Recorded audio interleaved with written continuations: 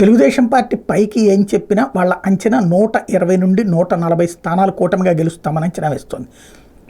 Especially జనసేనతో కలవటం అన్నటువంటిది బాగా ఉపయోగపడింది. గ్రామీణ ప్రాంతాలలో పెద్ద ఎత్తున కాపు సామాజిక వర్గం తమకి టర్న్అవుట్ అయింది అని భావిస్తున్నారు. అదే సందర్భంలో ఓటర్ ఇంపాక్ట్ కూడా మహిళలు జగన్ దగ్గర నుంచి తీసుకున్నటువంటి పథకాల తర్వాత అంతకంటే ఎక్కువ పథకాలు ఇస్తామనటం వల్లనే తమకు వచ్చారు. క్రిందసారి మనం 10,000 రూపాయలు ఇస్తే జగన్ నవరత్నాలు చూపెట్టి 1,00,000 చూపెట్టేటప్పటికి అటు వెళ్ళారు. ఈ దఫా మనం 2,00,000 చూపెట్టేటప్పటికి ఇటు వచ్చారు అని అంచనా వేస్తున్నారు.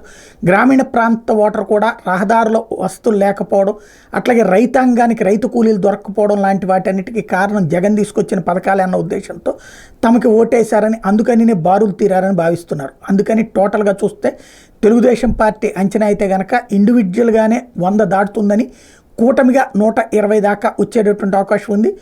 పీక్ లెక్కల్లో చూస్తే 140 వచ్చినా ఆశ్చర్యపోనక్కర్లేదని తమ శ్రేణులకి చంద్రబాబు నాయుడు చెప్తున్నారు.